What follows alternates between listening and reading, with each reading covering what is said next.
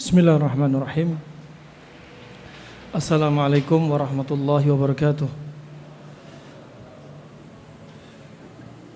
Innal hamdalillah nahmaduhu wa nasta'inuhu wa nastaghfiruh wa na'udzu billahi min shururi anfusina wa min sayyiati a'malina. Man yahdihillahu fala mudilla lahu wa may yudlil fala hadiya lahu. Asyhadu an la ilaha illallah wahdahu la syarika lahu wa asyhadu anna Muhammadan 'abduhu wa rasuluh. Qala ta'ala ya ayyuhalladzina amanu taqullaha haqqa tuqatih wa la tamutunna illa wa antum muslimun.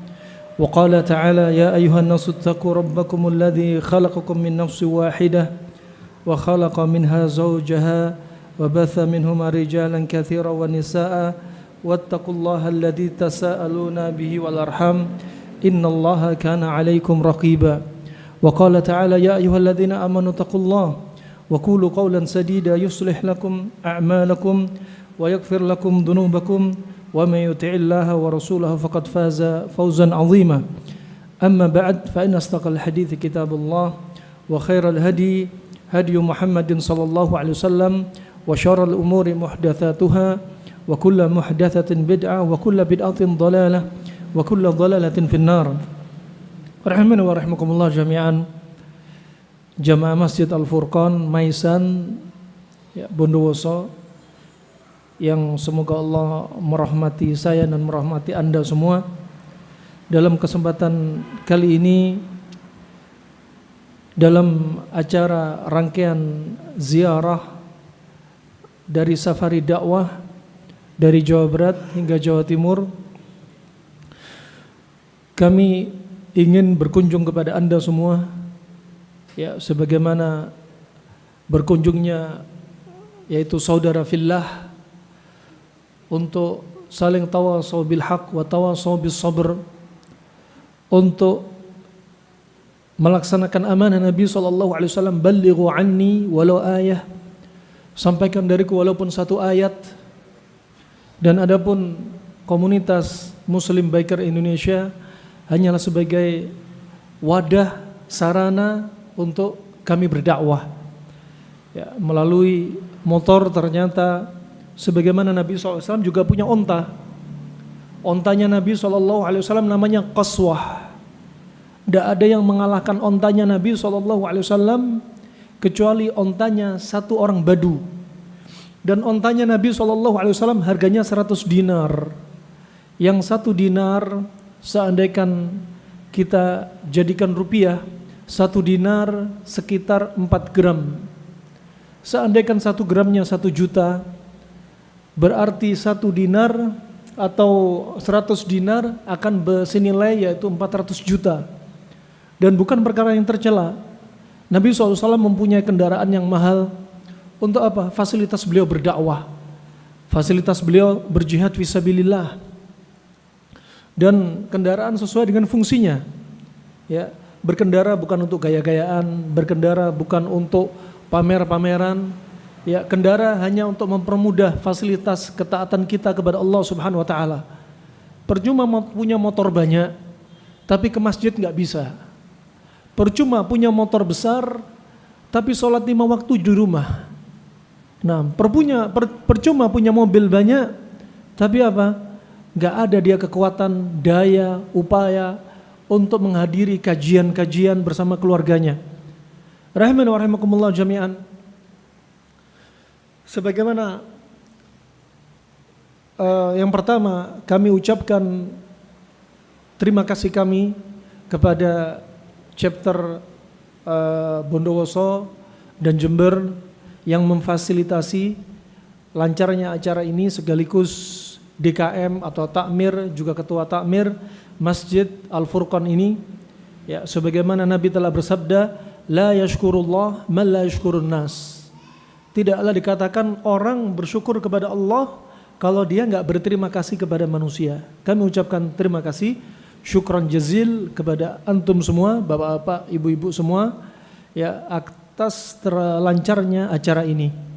Rahimani wa rahimakumullah jami'an. Kalau kita lihat judul sebagaimana di poster yang telah dipasang di samping masjid, ya, dari billboard, ya, dengan judul ditulis besar-besar, gantungkan hati Anda padanya.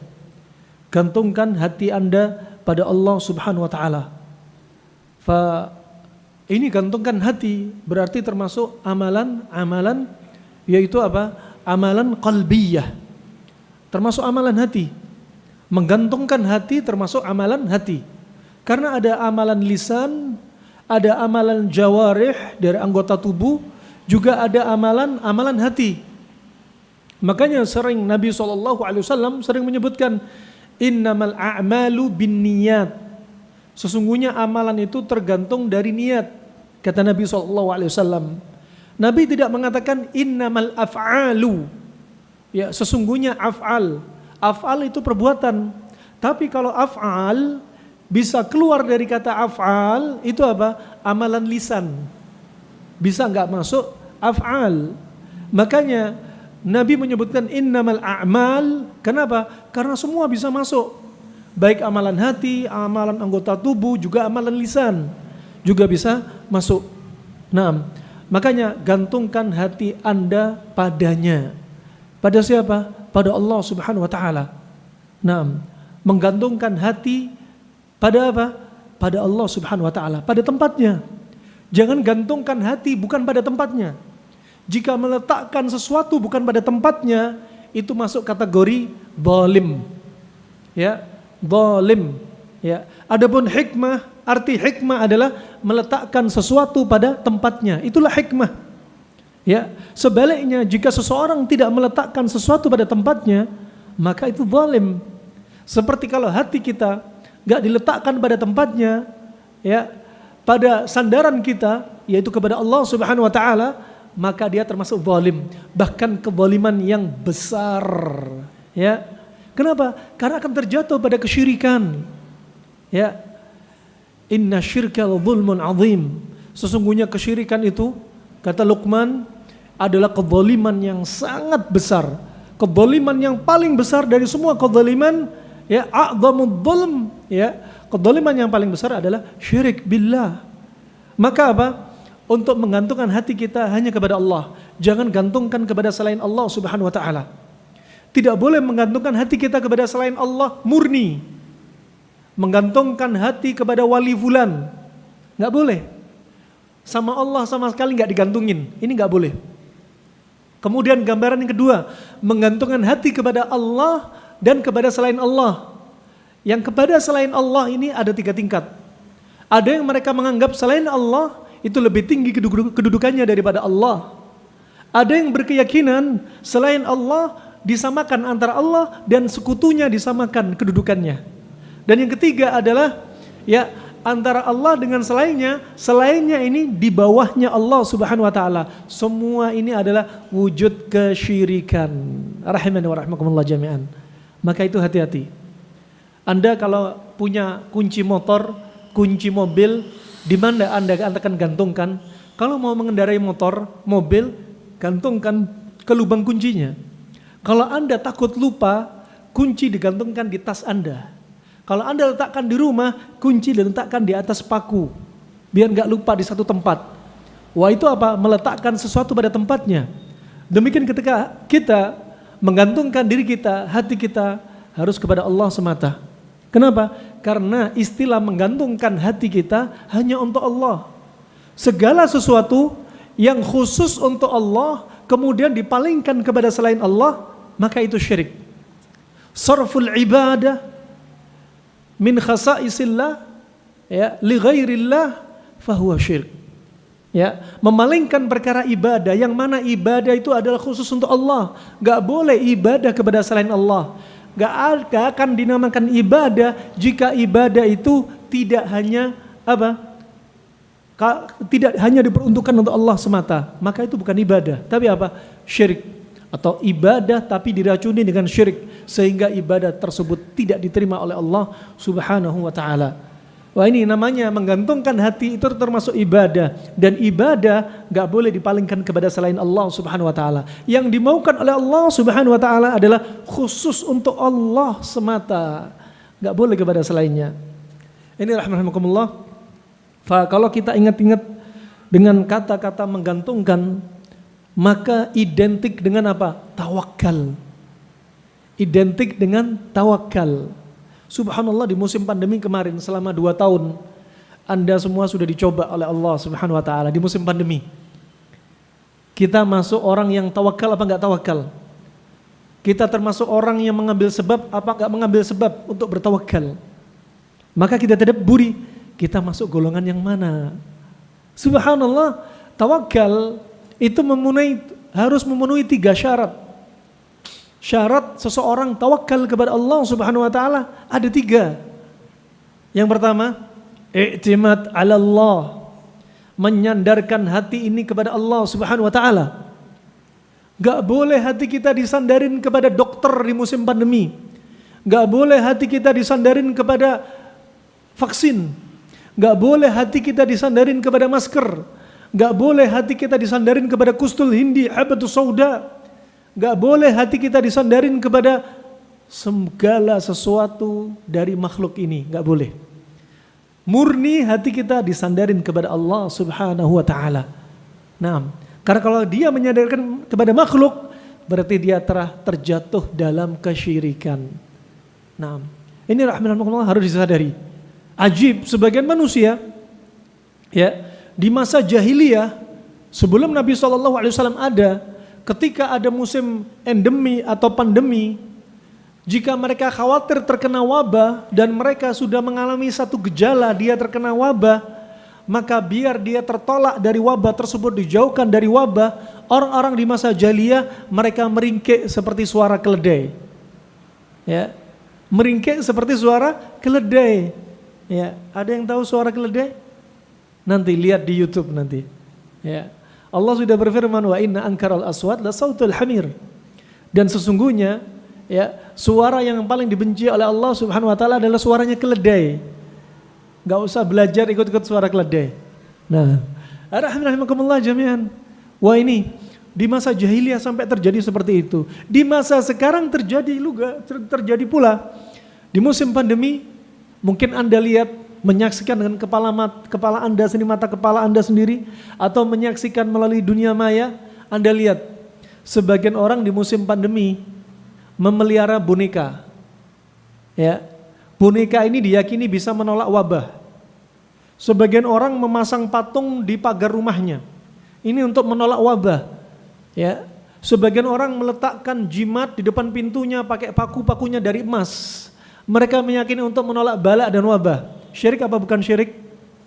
Sudah terjatuh dalam kesyirikan. Hati mereka, keyakinan mereka yang harusnya murni untuk Allah, mereka menggantungkan diri mereka, ternyata mereka palingkan untuk Allah dan untuk selain Allah. Atau untuk selain Allah murni, gak ada untuk Allah sama sekali. Coba bayangin. Ya, kita dicoba musim wabah dalam keadaan umat Islam jauh dari ilmu agama. Dalam keadaan umat Islam hubbud dunya. Banyak di antara mereka sibuk dengan dunia sehingga apa? Tertimpa penyakit al-wahan, takut mati.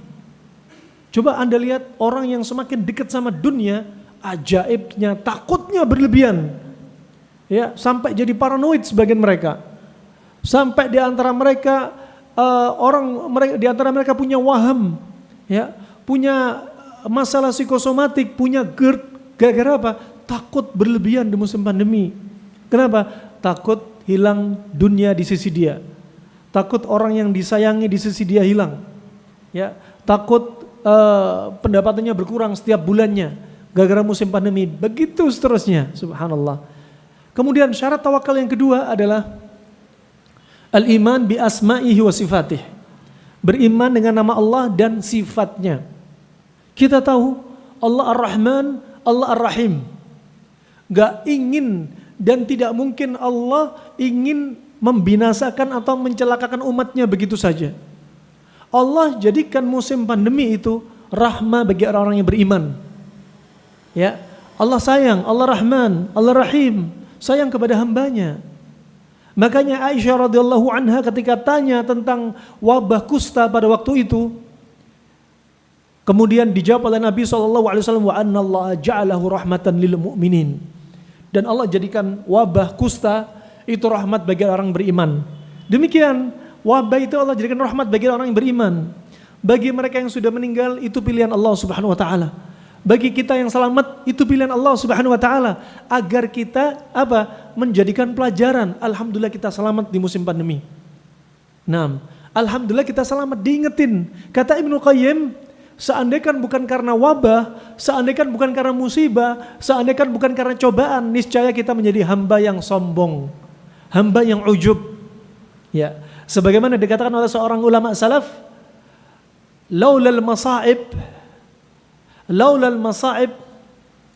ya, laulal masaib, seandainya bukan karena musibah, seandainya bukan karena cobaan, ya, la bu'ithna yaumal qiyamah khusrana.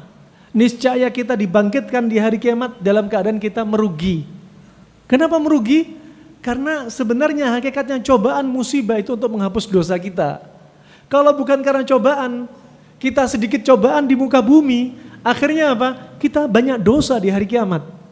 Makanya nih, seandainya bukan karena cobaan di dunia, kita akan dibangkitkan hari kiamat dalam keadaan kita menjadi orang yang merugi. Ya, beruntunglah bagi Anda yang dicoba oleh Allah melalui pandemi. Nanti setelah pandemi ada cobaan lain lagi. Terus kita dikasih cobaan. Makanya Nabi mengingatkan, ma yazalu al-bala' bil mu'min wal mu'minah fi nafsihi wa malihi. Ya, fi nafsihi wa malihi wa waladihi hatta yalqallaha wa ma alaihi khati'ah. Ya, senantiasa seorang mukminah akan dikasih cobaan sama Allah Subhanahu wa taala. Terus dikasih cobaan. Pada siapa? Anaknya, hartanya, jiwa dia. Sampai kapan? Sampai dia berjumpa dengan Allah Subhanahu wa taala dalam keadaan dia enggak punya dosa. Coba ajib. Nah, ini syarat tawakal yang keberapa tadi? Kedua. Yang ketiga kira-kira apa? Syarat tawakal yang ketiga kira-kira apa? Ahsan, ikhtiar, ngambil sebab. Harus kita ngambil sebab. Kalau kita menggantungkan hati kita kepada Allah, sudah kita gantungin sama Allah. Murni untuk Allah semata kita gantungin. Kita beriman dengan nama dan sifat Allah Subhanahu wa taala, sudah. Tapi sebagian orang enggak mau ngambil sebab. Jika ada orang tawakal tapi enggak ngambil sebab, maka ini adalah tawakal yang cacat. Bahasanya bukan tawakal, apa? Tawakul. Orang yang pasrah sama Allah tapi meninggalkan sebab. Nah, tawakal yang sempurna justru mengambil sebab. Ya, tapi sebab yang diambil jangan sampai ekstrem kanan, jangan sampai ekstrem kiri. Cukup di tengah-tengah. Ekstrem kanan, Masya Allah di musim pandemi pakai baju APD ke pasar. Masya Allah. Ambil sebab terlalu ekstrem kanan, pakai masker 10 lapis. Padahal masker bukan jadi jaminan, nggak bisa, nggak ada yang mau menjadikan masker sebagai jaminan. Yang jadi jaminan apa? Surat tanah. Ya. Siapa mau menjadikan masker sebagai jaminan? Rahimani wa rahimakumullah jami'an. Wah, sebab Masya Allah jaga jarak 10 meter. Sampai ajaib, mobilnya aja jaga jarak. Ya, Masya Allah. Ini keajaiban. Kenapa? Ambil sebab terlalu ekstrem kanan. Divaksin, Masya Allah, lengan kanan, lengan kiri, paha kanan, paha kiri, pantat kanan, pantat kiri, perut, paha, semua disuntik semua. Nah, kena lagi. Nah, subhanallah ada yang ekstrem kanan, minum kustul hindi habatus soda selama 2 tahun. Ya, biar gak kena wabah. Akhirnya tubuhnya sifatnya kayak habatus sauda. Ya, panas kering kayak habatus soda.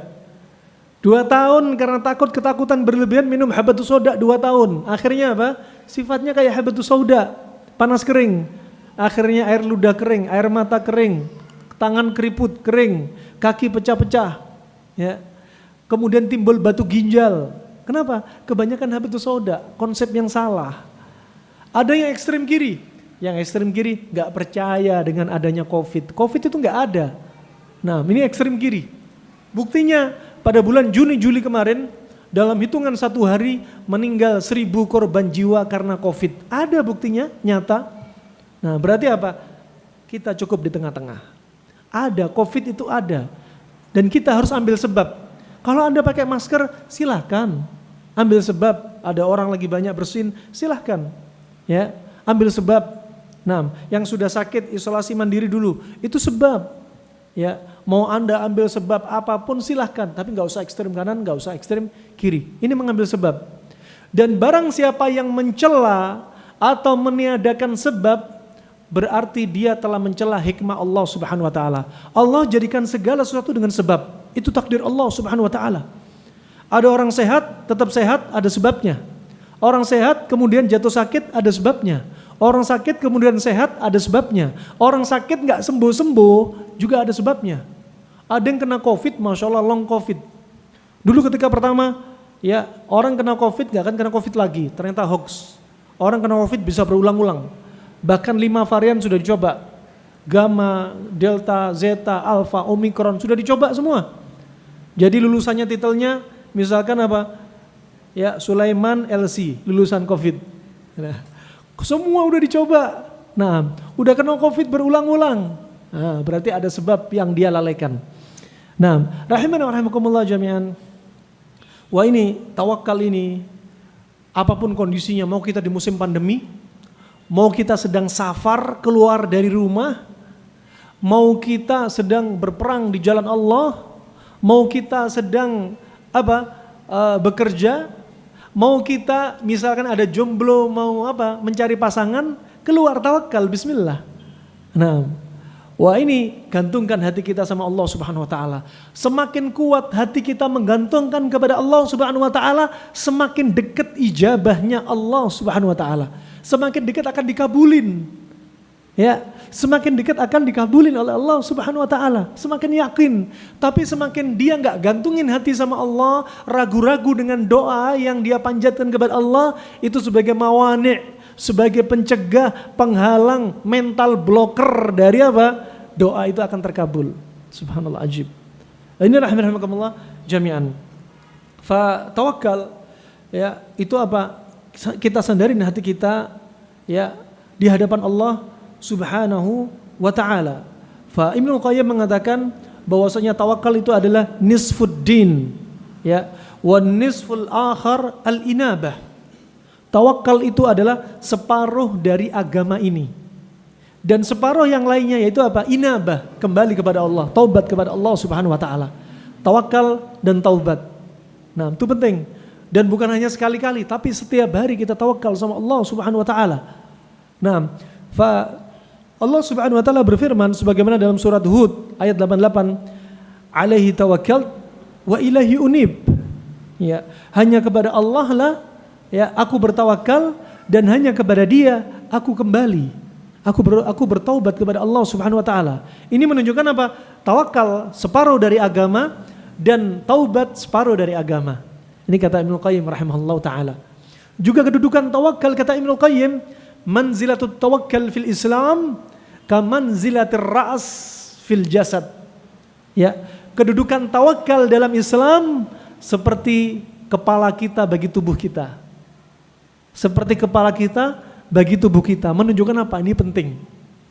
Idza dhahabat tawakkal, kalau tawakal dia hilang, dhahaba islamuh, maka Islam dia akan hilang. Islam dia akan hilang, ya. Seperti apa? Berjalan di muka bumi seperti apa?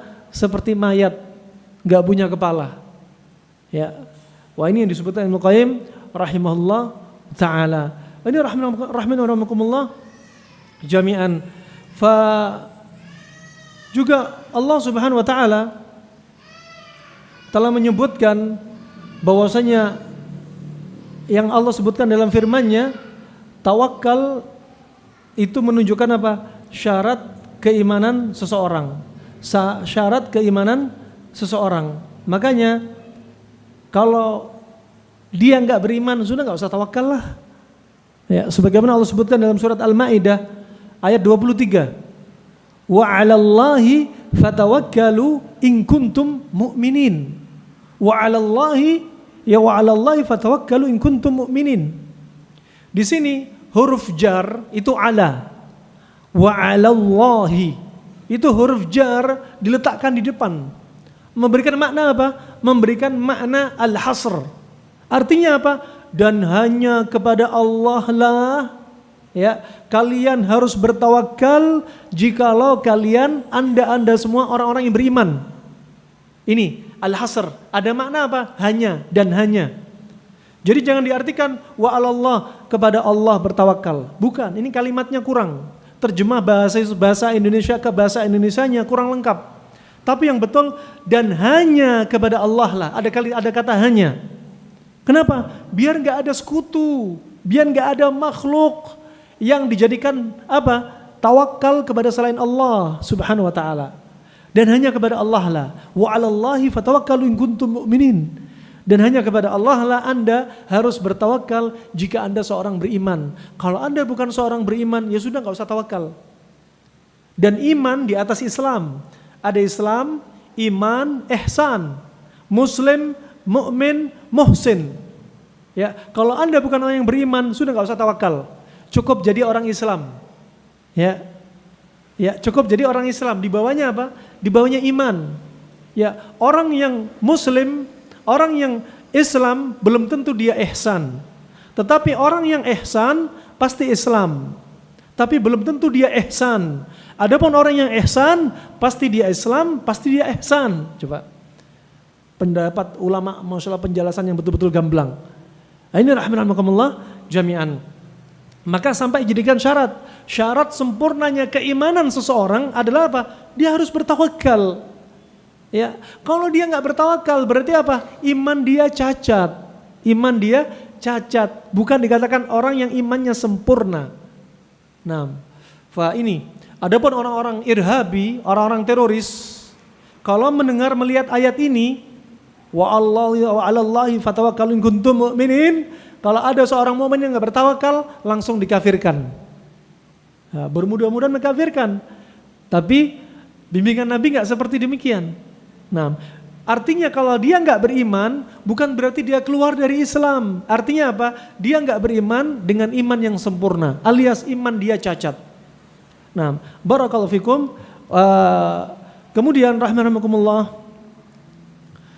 Abdullah ibn Mubarak, ya, dia pernah berkata, man akala fulusan min haram falaysa bimutawakkil. Barang siapa yang makan uang haram, maka dia bukanlah termasuk orang yang bertawakal. Barang siapa makan uang yang haram, makan uang riba, makan uang dari jualan dia yang mendolimi orang lain dengan menipu hasil jualannya, makan dengan menjadikan timbangan itu dengan beban yang lainnya dari batu dan lain sebagainya, atau makan dengan mengambil harta orang lain tanpa hak, ketahuilah, kata Abdullah bin Mubarak, sesungguhnya dia orang yang apa?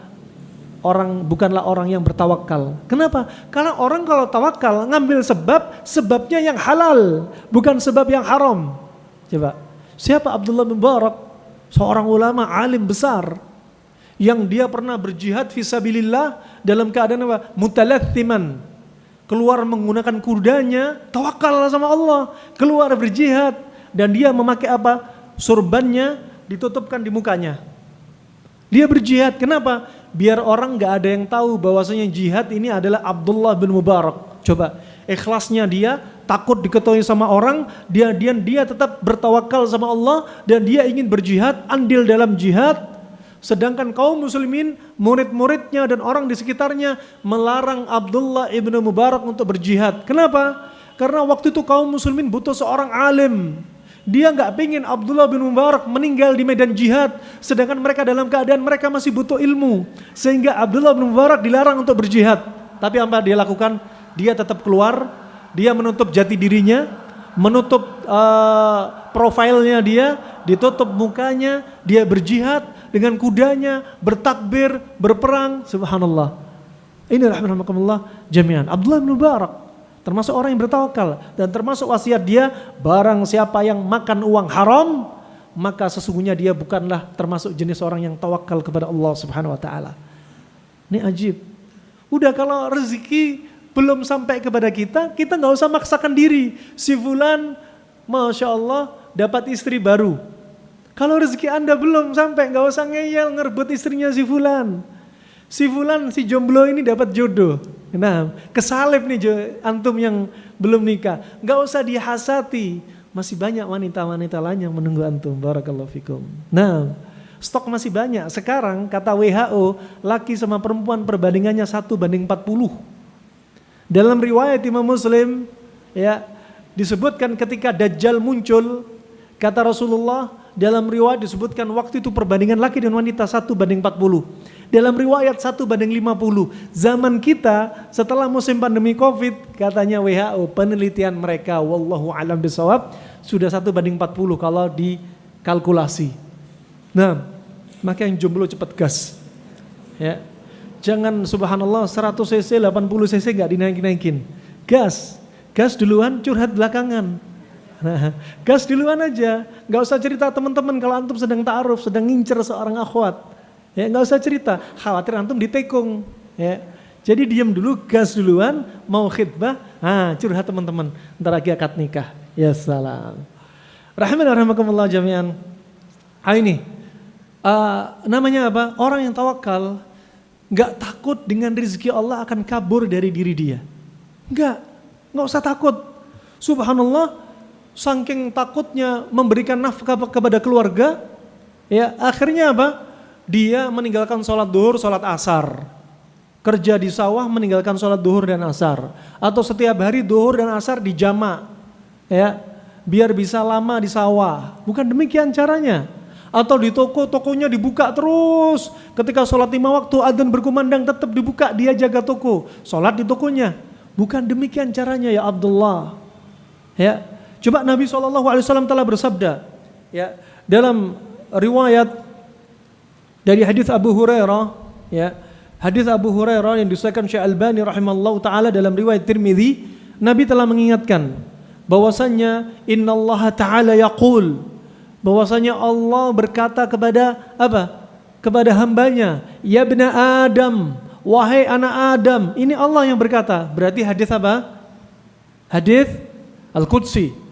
Ya bna Adam, wahai anak Adam, kata Allah Subhanahu wa taala, tafarraq li'ibadati amla sadrak ghinan wa asudda faqrak. Kata Allah apa? Wahai anak Adam, luangkanlah waktu ibadah untukku, kata Allah Subhanahu. Luangkanlah waktu ibadah untukku, kata Allah Subhanahu wa taala. Ya, aku niscaya akan memenuhi hati kamu, memenuhi dada kamu, memenuhi jantung kamu dengan apa? Dengan rasa kecukupan, kaya. Al-ghina ghinal qalb, wala zaghina fil mal. Kaya itu kaya hati, bukan kaya harta. Subhanallah. Makanya Ibnu Qayyim menyebutkan, bisa jadi uang, harta yang numpuk di tangan, tapi hati dia jauh dari hubbud dunya, itu tidak membahayakan diri dia. Bahkan dia akan menjadi hamba yang bersyukur dengan menginfakkan hartanya. Tetapi sebaliknya, gak ada harta sepeser pun, tapi hati dia penuh dengan hubbud dunya, itu lebih bahaya. Uang gak ada sepeser pun, tapi hatinya penuh dengan dunia. Dia akan apa? Dunia yalhath alaih. Dunia akan menjilat diri dia. Hati-hati ini, rahimakumullah. Uang banyak, tapi hatinya hati yang bersyukur. Uang akan dipakai untuk apa? Untuk maslahat yang begitu banyak. Sebaliknya hati kaya akan hubbud dunya, harta gak ada sedikit pun, ini sangat bahaya.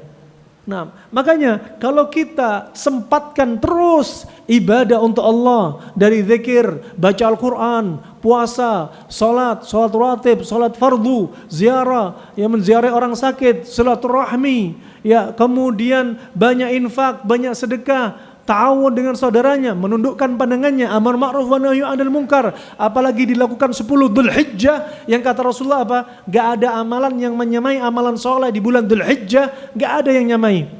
Kemudian sahabat bertanya, walal jihad fisabilillah ya Rasulullah, walaupun jihad fisabilillah ya Rasulullah, wala jihad.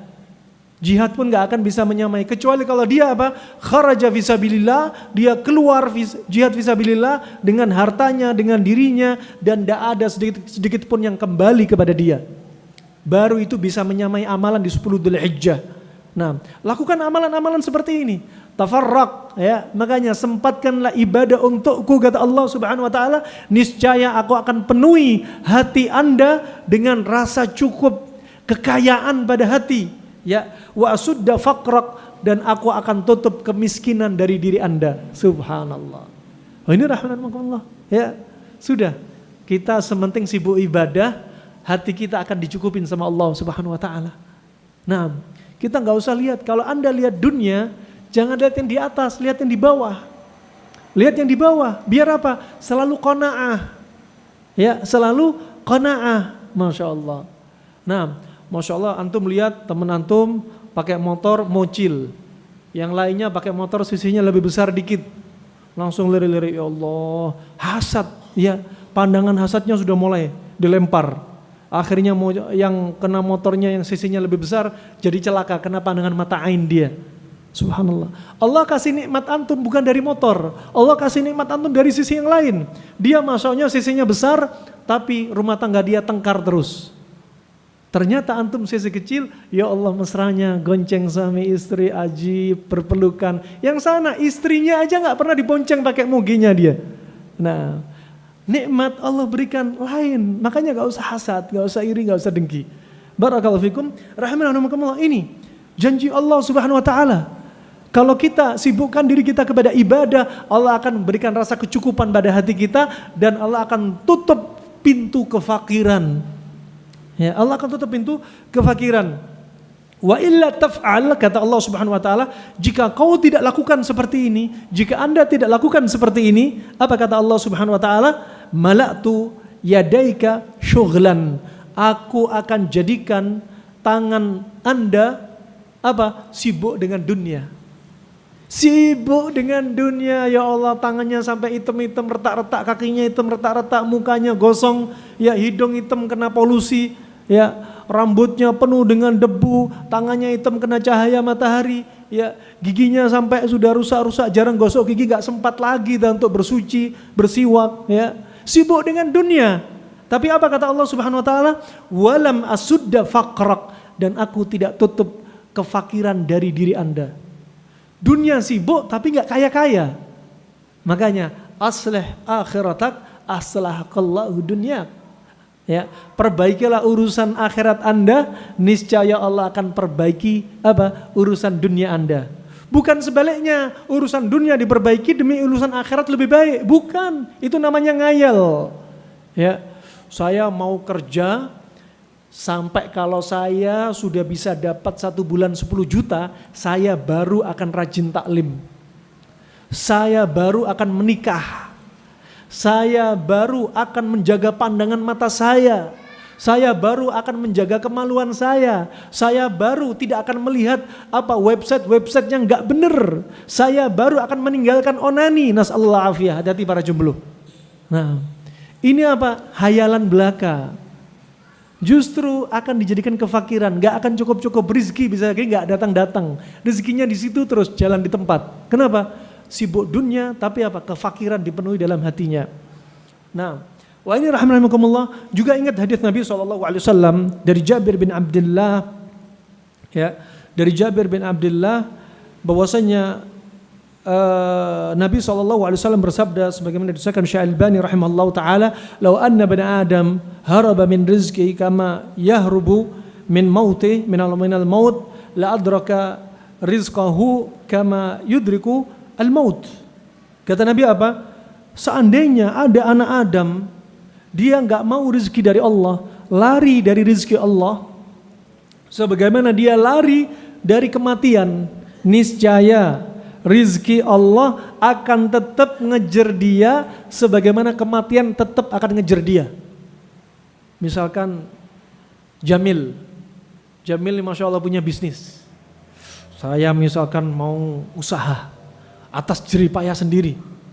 Ya, biar jerih payah, rezeki dari Allah saya nggak peduli. Misal, ya, saya mau lari dari rezeki Allah. Misal, subhanallah, rezeki Allah gak akan kabur. Rezeki Allah akan ngejar Jamil sebagaimana kematian akan ngejar si Jamil. Ya, katakan rezeki Allah berapa apa? Wanita solehah. Jamil gak mau rezeki wanita solehah. Tetap wanita solehah akan ngejar si Jamil kalau sudah rezekinya dia. Nah, ya, semoga Allah segera nikahkan Jamil. Barakallahu fikum. Ini rahimakumullah jami'an ya. Ini gantungkan hati kita kepada Allah Subhanahu wa taala ya. Gantungkan hati kita kepada Allah Subhanahu wa taala. Antum juga gitu naik motor.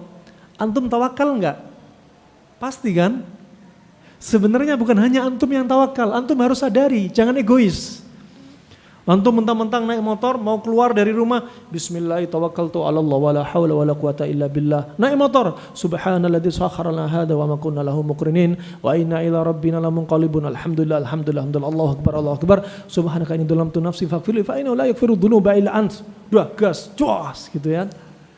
Antum naik motor jangan dipikir antum doang yang tawakal. Ketahuilah, istri antum juga tawakal sama Allah.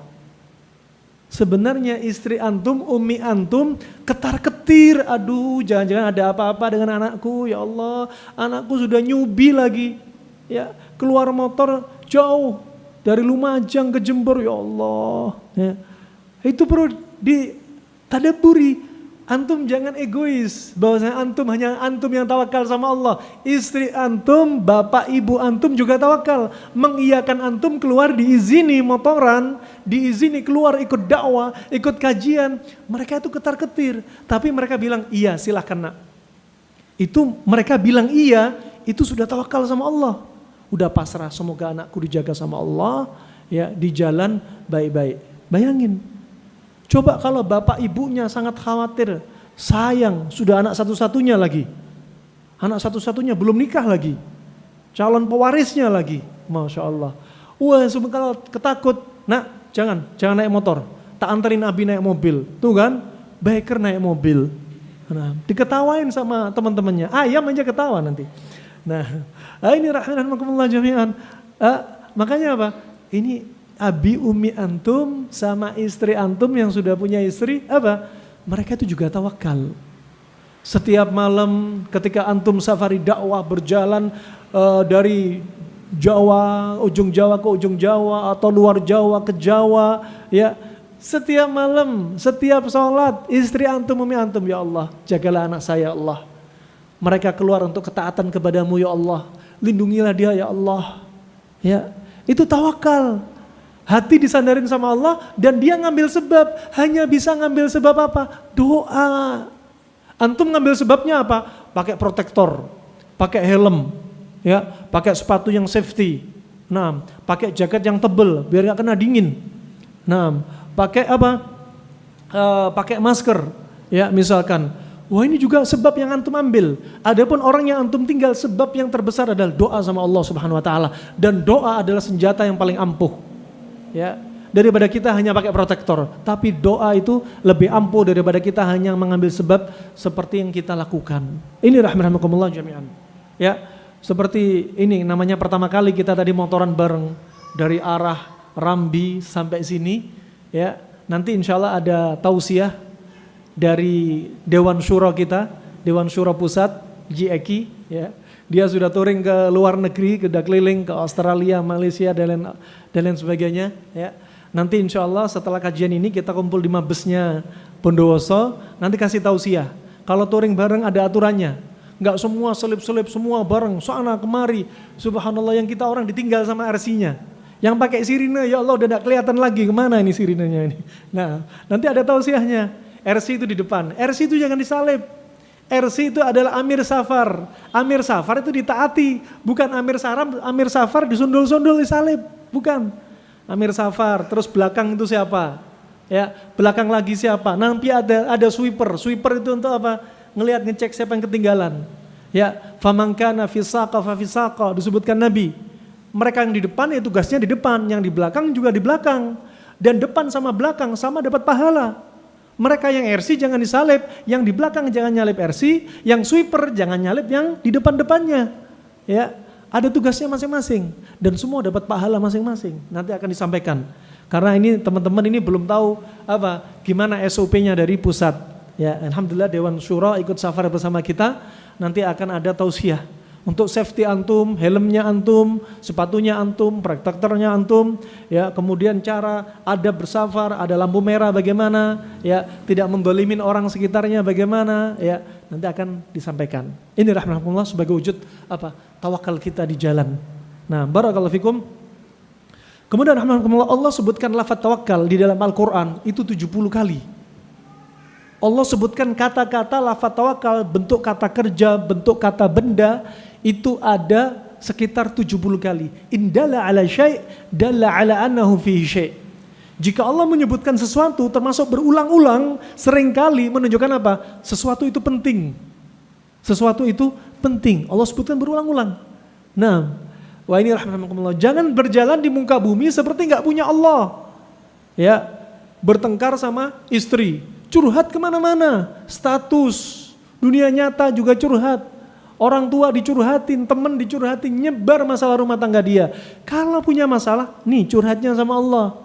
Tawakal sama Allah. Wa may yatawakkal 'ala Allah fa huwa hasbuh. Ya. Barang saya bertawakal kepada Allah, sudah cukup.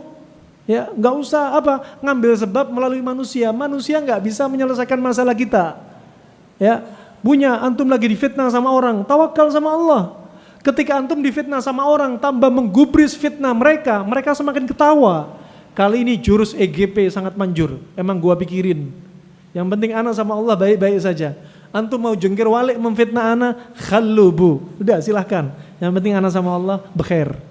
Ana enggak berbuat syirik, ana enggak melakukan amalan enggak diridhai oleh Allah Subhanahu wa taala. Sudah selesai. Yang penting hubungan kita sama Allah Subhanahu wa taala.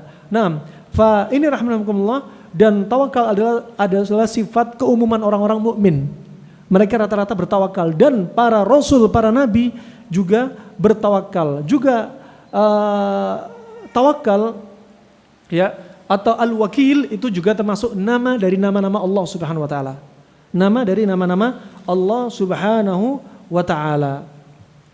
Ketika antum ya sedang keluar, sebagaimana dari Anas bin Malik riwayat Abu Dawud dan Tirmidzi, ya, idza kharaja min baitih, jika seseorang keluar dari rumahnya, kemudian dia membaca bismillah, tawakkaltu 'ala Allah, dengan nama Allah, namanya dengan nama Allah, itu apa? Minta tolong, isti'anah.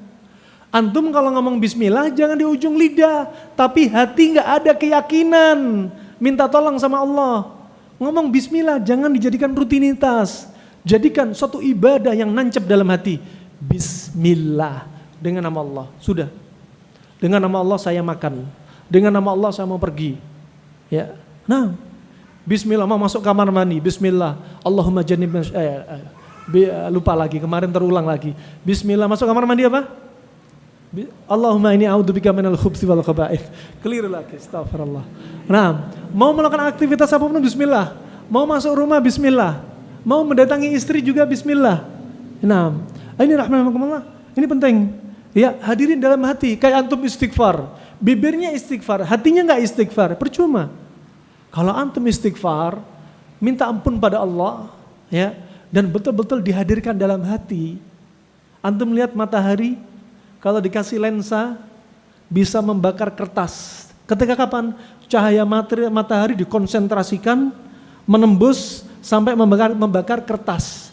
Demikian kalau kita konsen, hati kita betul-betul kita hadirkan, hati kita bisa ditembus oleh cahaya Allah Subhanahu wa taala.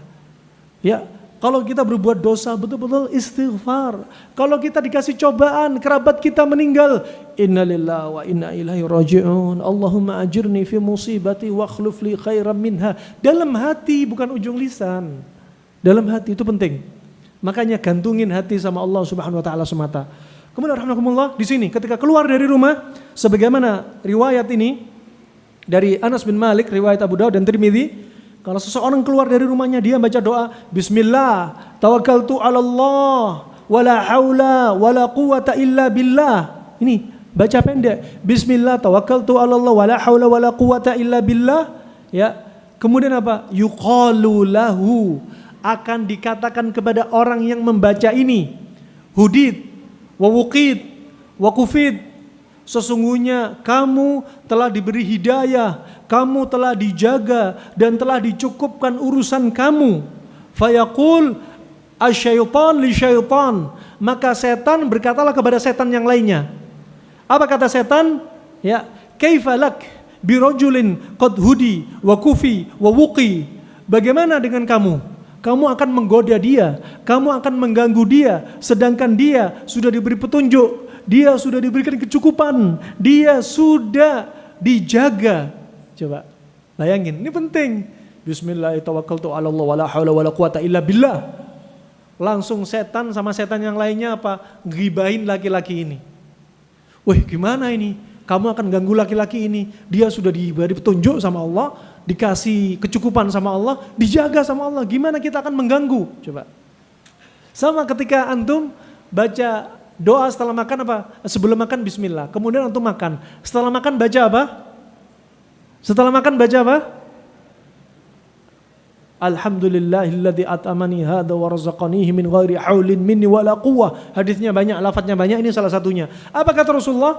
Barang siapa makan kemudian baca doa ini, ghufira lahu ma taqaddama min dzambih. Dosa dia yang telah lalu dihapusin. Coba ajib. Sudah makan enak, seger, sehat, ya lezat, ditambahi dosa kita dihapusin. Ya. Mana ada agama yang lain seperti ini, makan dosanya dihapusin. Kalau enggak agama Islam, coba ajib. Enak jadi orang Islam. Islam itu indah.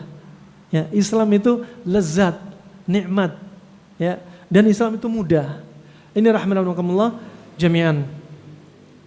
Demikian kebiasaan ulama salaf, mereka seperti Sa'id bin Jubair dahulu berdoa, Allahumma as'aluka sidqat tawakkul alaik wa husnad dhanni bik, ya, wa kana yaqul at-tawakkal 'ala Allah jima'ul iman. Ya, kata Sa'id bin Jubair, ya Allah, aku minta kepadamu ya Allah tawakal yang sebenar-benar tawakal, tawakal yang jujur, bukan pura-pura, betul-betul tawakal kepadamu ya Allah. Dan aku minta kepadamu ya Allah, selalu aku bisa berhusnudzon denganmu ya Allah. Tuh. Makanya Nabi SAW 3 hari sebelum wafatnya, Nabi berwasiat, la yamutanna ahadukum illa wa huwa yuhsinudzon billah. Ya, janganlah salah seorang la tamutanna ahadukum illa wa huwa yuhsinudzon billah. Janganlah seorang dari Anda itu meninggal, wahai para sahabatku, kecuali Anda selalu dalam keadaan berbaik sangka kepada Allah. Jangan pernah buruk sangka sama Allah Subhanahu wa taala. Ya Allah, kenapa Allah pilihkan aku takdir buruk semacam ini? Itu bukan adab yang baik. Itu suudzon sama Allah. Jangan sampai kita wafat kecuali kita selalu husnudzon sama Allah. Jangan pernah suudzon sama Allah Subhanahu wa taala. Makanya semakin kita melatih hati kita, kita semakin dijauhkan dari amalan-amalan baik lisan atau jaware ataupun hati dari yang enggak diridhai oleh Allah Subhanahu wa taala.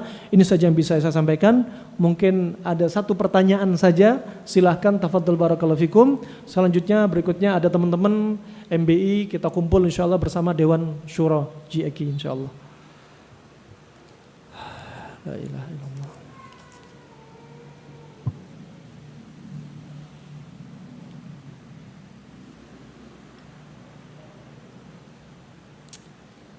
Oh, ini khas Bondowoso ini minumannya.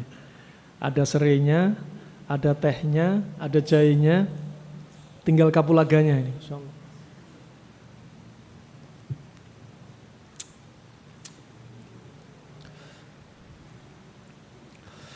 Mohon maaf izin bertanya, bagaimana hukumnya sholat di masjid yang di depannya ada kuburan, namun bangunan bagian depan tertutup dinding yang rapat dan tidak terlihat kuburan tersebut ketika sholat di dalam masjid?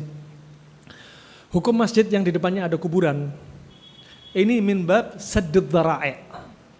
Dari sisi apa? Meninggalkan atau menjauhkan diri kita dari kesyirikan sekecil apapun. Khawatir kita sujud untuk kuburan. Sehingga apa? Untuk menghindari, maka jauhi masjid tersebut. Sebagian para ulama memperbolehkan, itu pun jangan sering-sering, kadang-kadang saja. Jikalau rumah Anda samping masjid tersebut dan Anda akan jadi fitnah kalau nggak pernah sholat di masjid tersebut. Padahal di depannya ada kuburan. Dan orang awam paham sebenarnya itu kuburan bukan untuk disembah. Ya, hanya kebiasaan mereka. Sebagiannya memperbolehkan dengan syarat nggak ada keyakinan nyembah kuburan. Kalau untuk apa? Maslahat. Ya, karena kaum muslimin apalagi di negeri kita mudah sekali apa? Berprasangka buruk dengan saudaranya. Padahal dia nggak sholat di situ. Apa? Dia pingin yang terbaik kepada Allah.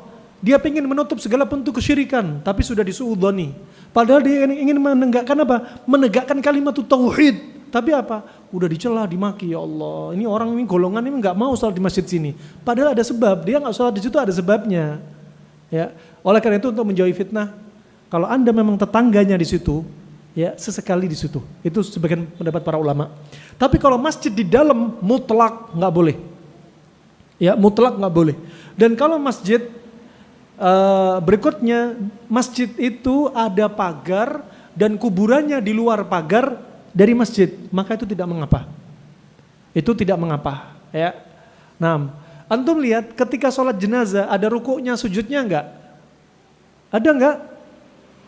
Nah, dan itu hikmahnya apa? Biar kita enggak sujud di hadapan mayit.